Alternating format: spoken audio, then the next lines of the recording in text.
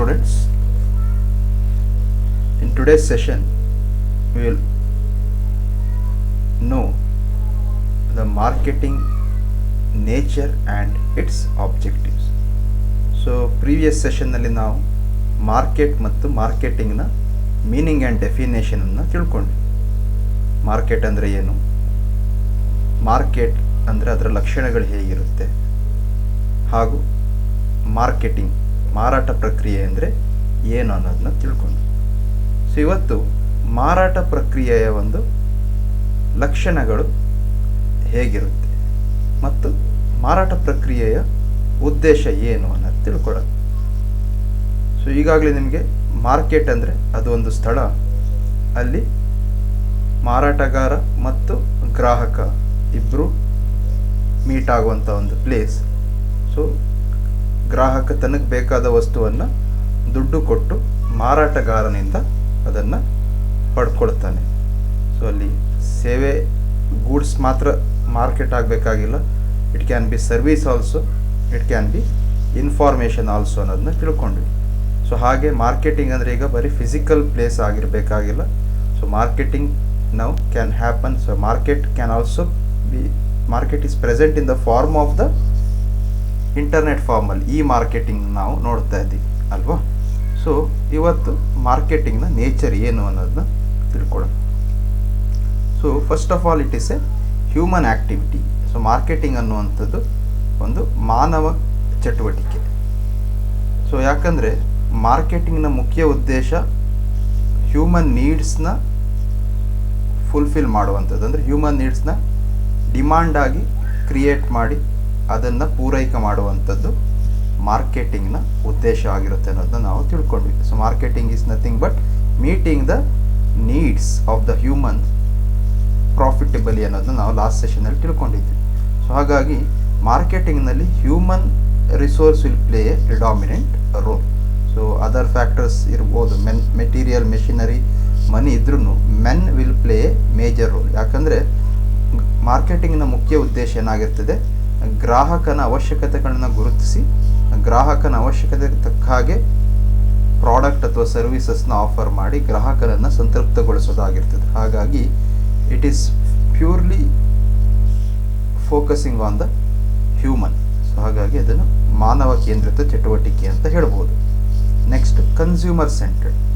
Marketing is a consumer centred activity, ಅಂದರೆ ಗ್ರಾಹಕ ಕೇಂದ್ರಿತ ಚಟುವಟಿಕೆ ಆಗಿದೆ. ಸೊ ಗ್ರಾಹಕನ ನಾವು ಪ್ರಭು ಅಂತ ಹೇಳ್ತೀವಿ, ಕಸ್ಟಮರ್ ಇಸ್ ದ ಕಿಂಗ್ ಅಂತ ಹೇಳ್ತೀವಿ. ಹಾಗಾಗಿ ಮಾರ್ಕೆಟಿಂಗ್ನ ಮುಖ್ಯ ಉದ್ದೇಶ ಗ್ರಾಹಕನ ಅವಶ್ಯಕತೆಗಳೇನು, ಅವನಿಗೆ ಯಾವ ರೀತಿಯ ಪ್ರಾಡಕ್ಟ್ ಬೇಕು, ಯಾವ ರೀತಿಯ ಸರ್ವೀಸಸ್ನ ಎಕ್ಸ್ಪೆಕ್ಟ್ ಮಾಡ್ತಾರೆ ಗ್ರಾಹಕನಾಗಿ. ಸೊ ಗ್ರಾಹಕರಿಗೆ ಬೇಕಾದ ಪ್ರಾಡಕ್ಟ್ನ, ಅವರ ಒಂದು ಉತ್ತಮ ಗುಣಮಟ್ಟದ ಪ್ರಾಡಕ್ಟ್, ಉತ್ತಮ ಗುಣಮಟ್ಟ ಇರ್ಬೋದು, ಒಂದು ಸಪೋರ್ಟಿವ್ ಪ್ರೈಸ್ ಇರ್ಬೋದು. ಸೊ ಇವೆಲ್ಲವನ್ನು ಗಮನದಲ್ಲಿಟ್ಕೊಂಡು ಮಾರ್ಕೆಟ್ ಮಾಡಬೇಕಾಗ್ತದೆ. ಸೊ ಹಾಗಾಗಿ ಪ್ರತಿಯೊಂದು ಮಾರ್ಕೆಟಿಂಗ್ ಆ್ಯಕ್ಟಿವಿಟಿಗಳು ಏನಿರುತ್ತೆ ಅದು ಗ್ರಾಹಕ ಕೇಂದ್ರಿತವಾಗಿರುತ್ತೆ. ಸೊ ಗ್ರಾಹಕ ಸಂತೃಪ್ತನಾದರೆ ಕಂಪೆನಿ ಕೂಡ ಆ ಗ್ರಾಹಕನನ್ನು ಉಳಿಸ್ಕೊಳ್ಳೋಕ್ಕಾಗುತ್ತೆ, ಕಸ್ಟಮರ್ನ ರಿಟೈನ್ ಮಾಡ್ಕೊಳ್ಳೋಕ್ಕಾಗುತ್ತೆ. Loyal customer will be a asset to the company. So it is very important to retain the consumer ಮತ್ತು having the good relationship with the consumer. Art as well as science. Marketing is art as well as science ಅಂತ ನಾವು ತಿಳ್ಕೊಂಡ್ವಿ. ಏನು? So art ಅಂದರೆ it is when we put in to practice. Science ಅಂದರೆ it is all about the theories. ಮಾರ್ಕೆಟಿಂಗಲ್ಲಿ theories, principles ಇದೆ. ಅದೇ ರೀತಿ when it comes to decision making it will become art. So ಪ್ರಾಕ್ಟೀಸಿಗೆ ಬಂದಾಗ ಮಾರ್ಕೆಟಿಂಗು ಕಲೆ ಆಗುತ್ತೆ. ಅದೇ ರೀತಿ ತತ್ವ ಸಿದ್ಧಾಂತಗಳು, ಡಿಸಿಷನಿಗೆ ಬೇಕಾದಂಥ ಇನ್ಪುಟ್ಸ್ಗಳು ಕೆಲವಿರುತ್ತಲ್ಲ, ಅದನ್ನು ತಗೋಬೇಕಾದ್ರೆ ಅದು ಮಾರ್ಕೆಟಿಂಗ್ ಸೈನ್ಸ್ ಆಗುತ್ತೆ. ಸೊ ಹಾಗಾಗಿ marketing is both art as well as science because it is a management function. Marketing management ಅಂತ ಹೇಳ್ತೀವಿ. So management is a art as well as science ಅನ್ನೋದು ನಾವು ಪ್ರೀವಿಯಸ್ ಸೆಮಿಸ್ಟರ್ಲಿ ಬಿಸ್ನೆಸ್ ಮ್ಯಾನೇಜ್ಮೆಂಟ್ ಸಬ್ಜೆಕ್ಟಲ್ಲಿ ತಿಳ್ಕೊಂಡ್ವಿ. So ಹಾಗಾಗಿ marketing is a part of management. ಹಾಗಾಗಿ management ಫಂಕ್ಷನ್ನ ಒಂದು ಭಾಗವಾಗಿರೋದ್ರಿಂದ ಮಾರ್ಕೆಟಿಂಗ್ ಕೂಡ art as well as science. Creating utility. So ಮಾರ್ಕೆಟಿಂಗ್ನ ಮುಖ್ಯ ಒಂದು ಉದ್ದೇಶ ಏನಾಗಿರ್ತದೆ, ಗ್ರಾಹಕನಿಗೆ ಯುಟಿಲಿಟಿಯನ್ನು ಕ್ರಿಯೇಟ್ ಮಾಡೋದು, ಫಸ್ಟ್ ವ್ಯಾಲ್ಯೂಯನ್ನು ಕ್ರಿಯೇಟ್ ಮಾಡೋದು. ಸೊ ಯುಟಿಲಿಟಿ ಅಂದರೆ ಕನ್ನಡದಲ್ಲಿ ತುಷ್ಟಿಗುಣ ಅಂತ ಹೇಳ್ತೀವಿ. ಸೊ ಇಲ್ಲಿ ಬೇಸಿಕಲಿ 4 ಥರದ ಯುಟಿಲಿಟಿಗಳಿದೆ. ಒಂದು ಫಾರ್ಮ್ ಯುಟಿಲಿಟಿ, ಒಂದು ಟೈಮ್ ಯುಟಿಲಿಟಿ, ಇನ್ನೊಂದು ಪ್ಲೇಸ್ ಯುಟಿಲಿಟಿ, ಅನ್ನೋದರ್ ಪೊಸೆಷನ್ ಯುಟಿಲಿಟಿ. ಸ್ವರೂಪ ತುಷ್ಟಿಗುಣ, ಸ್ಥಳ ತುಷ್ಟಿಗುಣ, ಸಮಯದ ತುಷ್ಟಿಗುಣ ಮತ್ತು ಸ್ವಾಮ್ಯ ತುಷ್ಟಿಗುಣ ಅಂತ ಹೇಳ್ತೀವಿ. ಸೊ ಫಾರ್ಮ್ ಯುಟಿಲಿಟಿ ಅಂದರೆ ಗ್ರಾಹಕನಿಗೆ ಬೇಕಾದ ಒಂದು ಪ್ರಾಡಕ್ಟ್ ಡಿಸೈನು, ಪ್ರಾಡಕ್ಟ್ ಶೇಪ್, ಅವನಿಗೆ ಯಾವ ರೀತಿಯ ಪ್ರಾಡಕ್ಟ್ ಬೇಕೋ ಆ ರೀತಿಯ ಪ್ರಾಡಕ್ಟ್ನ ಕೊಡುವಂಥದ್ದು. ಟೈಮ್ ಯುಟಿಲಿಟಿ ಅಂದರೆ ಗ್ರಾಹಕನಿಗೆ ಯಾವ ಸಂದರ್ಭದಲ್ಲಿ ಬೇಕು, ಯಾವಾಗ ಅವಶ್ಯಕತೆ ಇದೆ ಆವಾಗ ವಸ್ತು ಗ್ರಾಹಕನಿಗೆ ರೀಚ್ ಆಗೋ ರೀತಿ ನೋಡ್ಕೊಳ್ಳುವಂಥದ್ದು. ಈಗ the need for sweaters arises in the month of, it means winter ಮಂತ್ಸಲ್ಲಿ ಆಗುತ್ತೆ. Need for the umbrellas will arise in the month of rainy season. So ಆ ಸಂದರ್ಭದಲ್ಲಿ ಆ ವಸ್ತುಗಳು ಅವನಿಗೆ ಸಿಗುವ ಹಾಗೆ ನೋಡ್ಕೊಳ್ಳುವಂಥದ್ದು ಬಹಳ ಮುಖ್ಯ ಆಗುತ್ತೆ. That will is the time utility. Place utility, so point of manufacture ಒಂದು ಕಡೆ ಇರ್ತದೆ, ಗ್ರಾಹಕ will be at the another point. So ಆ ಪಾಯಿಂಟ್ ಆಫ್ ಮ್ಯಾನುಫ್ಯಾಕ್ಚರಿಂದ ರಿಟೇಲ್ ಪಾಯಿಂಟ್ವರೆಗೂ ಗ್ರಾಹಕನಿಗೆ ಹೇಗೆ ಆ ವಸ್ತು ಸೇರಬೇಕು, ಸೊ ಅದು ಪ್ಲೇಸ್ ಯುಟಿಲಿಟಿ. ಸೊ ಗ್ರಾಹಕನ ಇದ್ದ ಸ್ಥಳದಲ್ಲಿ ಆತನಿಗೆ ವಸ್ತು ಸೇರಬೇಕು, ಯಾವುದೇ ಆ ವಸ್ತುವಿನ ರೂಪದಲ್ಲಿ ಬದಲಾವಣೆ ಆಗದೆ ಅದೇ ಗುಣಮಟ್ಟದಲ್ಲಿ ಆ ವಸ್ತು ಗ್ರಾಹಕನಿಗೆ ಸೇರಬೇಕು. ಪೊಸೆಷನ್ ಯುಟಿಲಿಟಿ, ಸೊ ಪೊಸೆಷನ್ ಅಂದರೆ ಸ್ವಾಮ್ಯ. ಸೊ ಗ್ರಾಹಕ ಅದನ್ನು ಓನ್ ಮಾಡಿಕೊಂಡಾಗ ಅವನಿಗೆ ಅದು ಏನು ವ್ಯಾಲ್ಯೂ ಕೊಡುತ್ತೆ, ಅವನಿಗೆ ಯಾವ ರೀತಿ ಅದೊಂದು ಫೀಲಿಂಗ್ ಕೊಡುತ್ತೆ, ಅದು ಭಾಳ ಮುಖ್ಯ. ಒಂದು ಕಾರ್ ನಾನು ತಗೊಂಡ, ಕಾರ್ನ ಓನ್ ಮಾಡಿಕೊಂಡಾಗ ನನಗೆ I should feel some possession utility feel ಆಗಬೇಕು. ನಾನು ತಗೊಂಡಿದ್ದಕ್ಕೂ, ನಾನು ದುಡ್ಡು ಕೊಟ್ಟಿದ್ದಕ್ಕೂ, ಇಷ್ಟು ಲಕ್ಷ ಕೊಟ್ಟಿದ್ದಕ್ಕೂ ಇದು ನನಗೆ ಬಹಳ ಉಪಯೋಗ ಆಗ್ತಾ ಇದೆ, ನನಗೊಂದು ಬಹಳ ಖುಷಿ ಕೊಡ್ತಾ ಇದೆ, ಒಂದು ರೆಕಗ್ನಿಷನ್ ಕೊಡ್ತಾ ಇದೆ, ಆ ರೀತಿಯಾದ ಒಂದು ಫೀಲಿಂಗ್ ಬರಬೇಕು. ಅದನ್ನು ಪೊಸೆಷನ್ ಯುಟಿಲಿಟಿ ಅಂತ ಹೇಳ್ತೀವಿ. Next, starts and ends with the customer. So ಏನು ಮಾರ್ಕೆಟಿಂಗ್ ಇದೆ ಅದು ಈಗಾಗಲೇ ನಾವಿಲ್ಲಿ ಹೇಳಿದ್ವಿ, ಕನ್ಸ್ಯೂಮರ್ ಸೆಂಟರ್ಡ್, ಗ್ರಾಹಕ ಕೇಂದ್ರಿತವಾದ ಒಂದು ಚಟುವಟಿಕೆ. ಹಾಗಾಗಿ ಮಾರ್ಕೆಟಿಂಗ್ನ ಬಿಗಿನಿಂಗ್ ಕೂಡ ಕಸ್ಟಮರೇ ಆಗಿರ್ತಾನೆ, ಎಂಡ್ ಕೂಡ ಕಸ್ಟಮರೇ ಆಗಿರ್ತಾನೆ. ಯಾಕಂದರೆ ಮಾರ್ಕೆಟಿಂಗ್ನ ಬಿಗಿನಿಂಗ್ ಯಾಕೆ ಕಸ್ಟಮರ್ ಆಗಿರ್ತಾನೆ ಅಂದರೆ, ಯಾವುದೇ ಪ್ರಾಡಕ್ಟ್ ಮತ್ತು ಸರ್ವೀಸಸ್ ನಾವು ಡೆವಲಪ್ ಮಾಡಬೇಕಾದ್ರೆ ಅದು ಗ್ರಾಹಕನ ಅವಶ್ಯಕತೆಗಳನ್ನು ತಿಳ್ಕೊಂಡು ನಾವು ಅದನ್ನು ಮಾಡ್ತಾ ಇರ್ತೀವಿ.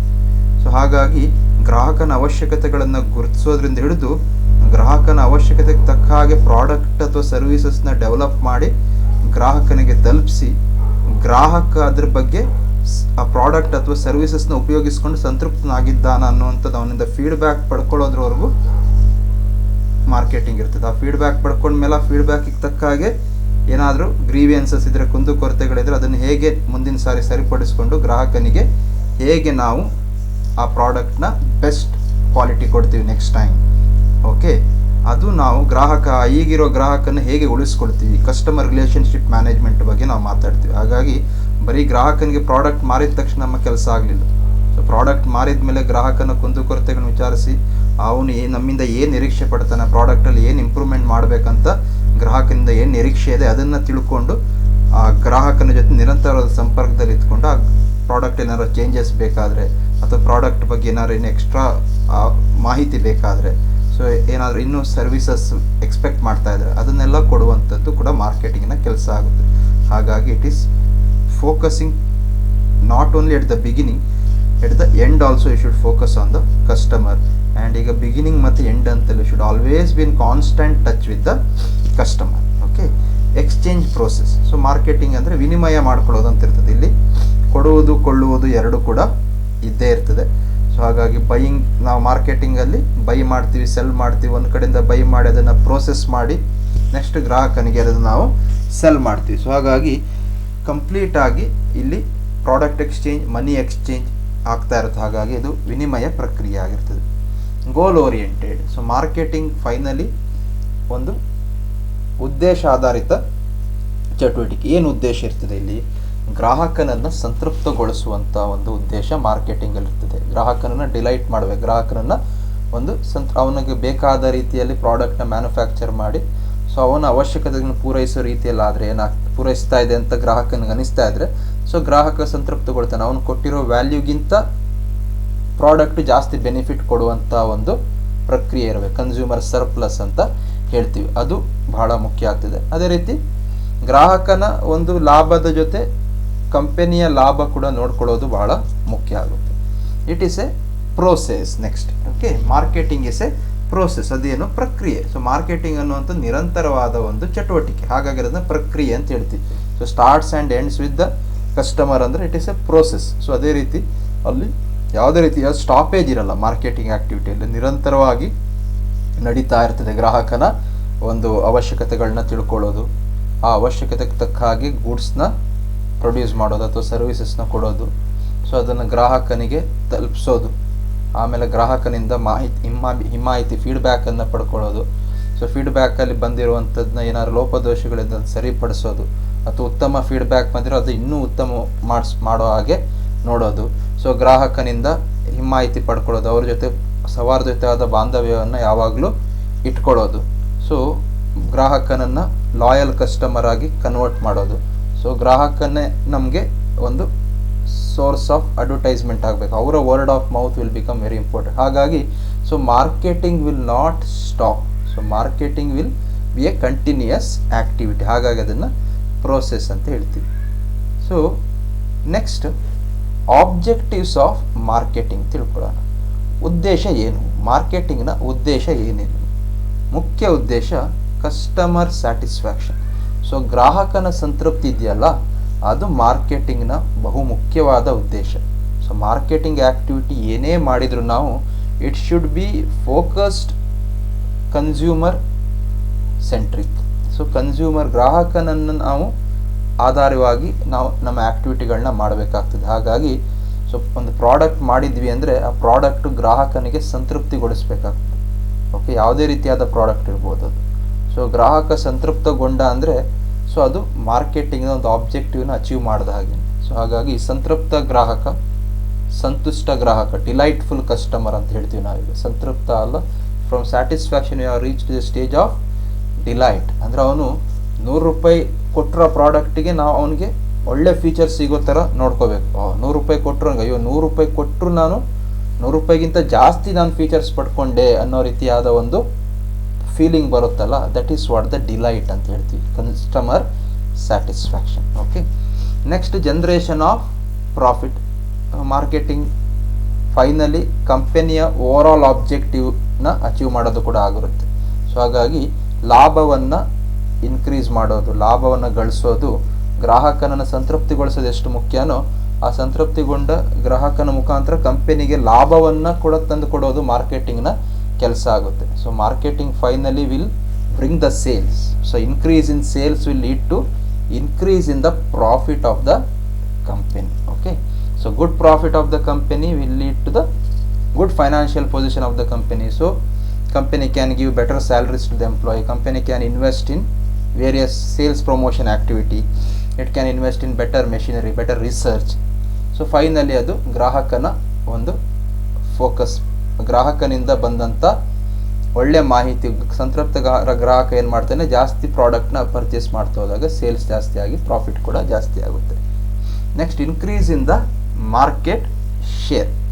ಸೊ ಮಾರ್ಕೆಟ್ ಶೇರ್ ಇನ್ಕ್ರೀಸ್ ಆಗ್ತಾ ಹೋಗ್ಬೇಕು. ಸೊ ಒಂದು ಪ್ರಾಡಕ್ಟು ನಮ್ಮದೇ ಕಂಪನಿದೊಂದು 10 ಪ್ರಾಡಕ್ಟ್ ಇದ್ದರೆ, ನಮ್ಮದೇ ಕಂಪನಿ ಥರ ಬೇರೆ ಬೇರೆ ಕಂಪನಿಗಳು ಇದ್ದರೆ, 10 ಕಂಪನಿಗಳಿದ್ದರೆ, ಸೊ ನಮ್ಮ ಕಂಪನಿ ಟಾಪಲ್ಲಿರಬೇಕು ಅನ್ನೋವಂಥದ್ದು ನಾವು ಒಂದು ಎಕ್ಸ್ಪೆಕ್ಟ್ ಮಾಡೋದು ಸಹಜ.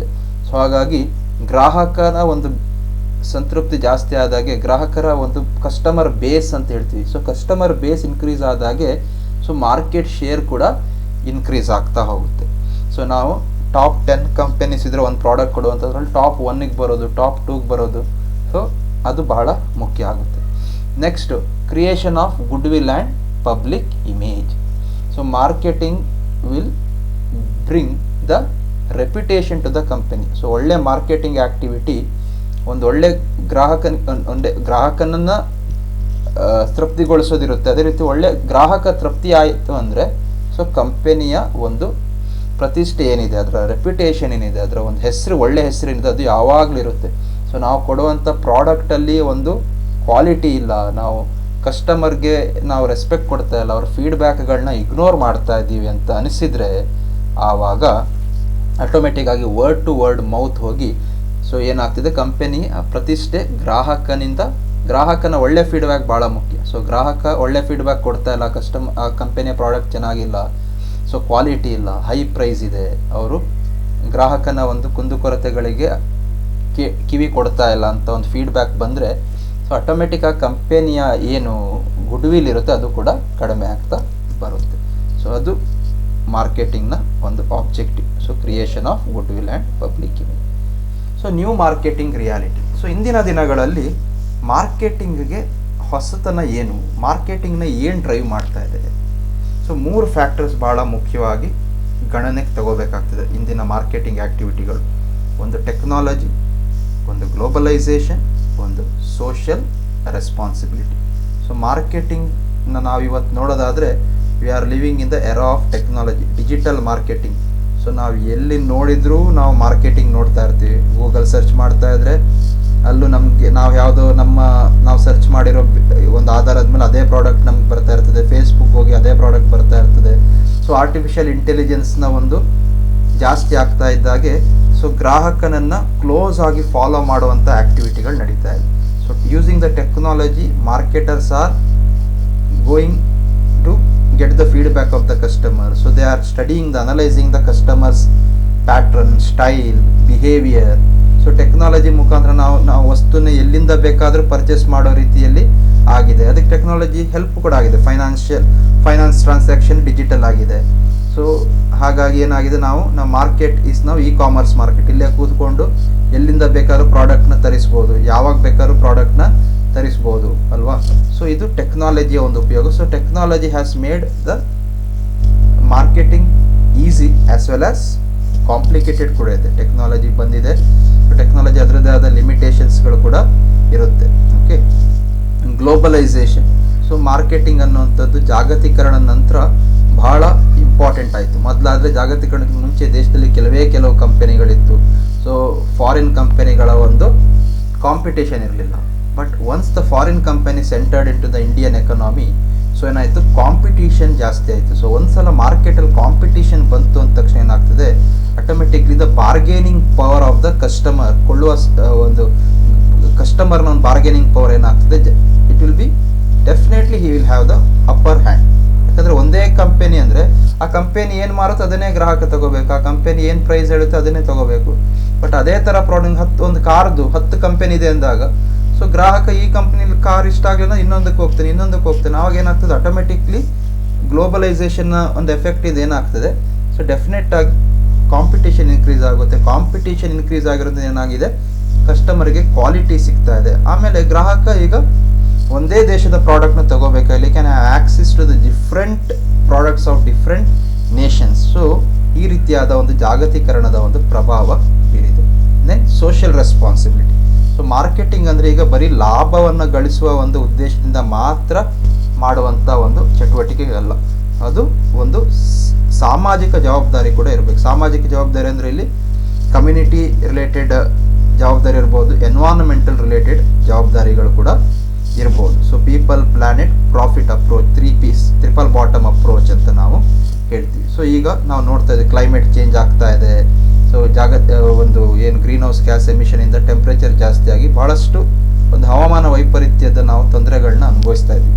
ಇಂಥ ಸಂದರ್ಭದಲ್ಲಿ ಆದಷ್ಟು ಪ್ರಾಡಕ್ಟ್ ಮಾಡೋರು ಕೂಡ ತಮ್ಮ ಒಂದು ಪ್ರಾಡಕ್ಟ್ ಮಾರ್ಕೆಟಿಂಗ್ ಚಟುವಟಿಕೆಗಳು ಪರಿಸರ ಸ್ನೇಹಿ ಇದೆಯಾ ಅನ್ನೋವಂಥದ್ದನ್ನ ಕೂಡ ಗಮನಿಸ್ತಾ ಇರ್ತಾರೆ. ಸೊ ಪ್ಯಾಕಿಂಗ್, ರೀಸೈಕಲ್ ಪ್ಯಾಕೇಜ್ ಇರ್ಬೋದು, so less plastic usage. Okay, so ಬಟ್ಟೆ ಬ್ಯಾಗ್ಗಳು ನಾವು ಬರ್ತಾ ಇರ್ತೀವಿ. ಸೊ ಅದೇ ರೀತಿ ಸಾಮಾಜಿಕ ಜವಾಬ್ದಾರಿನ, ಕಾರ್ಪೊರೇಟ್ ಸೋಷಿಯಲ್ ರೆಸ್ಪಾನ್ಸಿಬಿಲಿಟಿಯಲ್ಲಿ ಮಾರ್ಕೆಟಿಂಗಲ್ಲಿ ಅವರು ಸೊ ಆ ಜವಾಬ್ದಾರಿನ ಮೆರಿಬೇಕು. ಸೊ ಇವೆಲ್ಲವನ್ನು ನಾವು ನೋಡ್ತಾ ಇದ್ದೀವಿ. ಸೊ ಬರೀ ಪ್ರಾಡಕ್ಟ್ ಚೆನ್ನಾಗಿದ್ರೆ ಆಗಲಿಲ್ಲ, ನಾವು we are living the holistic concept. So social marketing concept, so eco ಮಾರ್ಕೆಟಿಂಗಲ್ಲಿ ಇದ್ದೀವಿ. ಹಾಗಾಗಿ ಇವೆಲ್ಲವನ್ನು ಕೂಡ ಮಾರ್ಕೆಟಿಂಗು ಗಮನಿಸಬೇಕಾಗ್ತದೆ. ಸೊ ಈ ಸೆಷನ್ನ ಮುಖ್ಯವಾದ ಉದ್ದೇಶ ಮಾರ್ಕೆಟಿಂಗ್ನ ನೇಚರ್ ಮತ್ತು ಆಬ್ಜೆಕ್ಟಿವ್ಸ್ನ ತಿಳ್ಕೊಳ್ಳೋದಾಗಿತ್ತು. ಸೊ ಮಾರ್ಕೆಟಿಂಗ್ನ ಮುಖ್ಯವಾದ ನೇಚರ್ ಅದು ಗ್ರಾಹಕ ಕೇಂದ್ರಿತ ಚಟುವಟಿಕೆ. ಅದು ಗ್ರಾಹಕನಿಂದ ಪ್ರಾರಂಭವಾಗಿ ಗ್ರಾಹಕನೊಂದಿಗೆ ಕೊನೆಗೊಳ್ಳುತ್ತೆ. ಒಂದು ಮಾರ್ಕೆಟಿಂಗ್ ಅನ್ನುವಂಥದ್ದು arts as well as science ಆಗಿರುತ್ತೆ. ಅದೇ ರೀತಿ ಮಾರ್ಕೆಟಿಂಗ್ ಅನ್ನುವಂಥದ್ದು 4 ರೀತಿಯ ಟೈಮ್, ಪ್ಲೇಸ್, ಫಾರ್ಮ್ ಮತ್ತು ಪೊಸೆಷನ್ ಯುಟಿಲಿಟಿಯನ್ನು ಕ್ರಿಯೇಟ್ ಮಾಡುತ್ತೆ. ಮತ್ತು ಮಾರ್ಕೆಟಿಂಗ್ ಅನ್ನೋಂಥದ್ದು ಆಟೋಮೆಟಿಕ್ ಓವರಾಲ್ ಆಗಿ ಅದರ ಆಬ್ಜೆಕ್ಟಿವ್ ಏನಿರ್ತದೆ, ಸ್ಟ್ಯಾಂಡರ್ಡ್ ಆಫ್ ಲಿವಿಂಗ್, ಜೀವನದ ಗುಣಮಟ್ಟವನ್ನು ಹೆಚ್ಚಿಸುವಂಥದ್ದು ಆಗಿರ್ತದೆ. ಸೊ ಇಷ್ಟು ಕೂಡ ಈ ಸೆಷನ್ನಲ್ಲಿ ನಾವು ಮುಖ್ಯವಾಗಿ ಡಿಸ್ಕಸ್ ಮಾಡಿದ್ವಿ.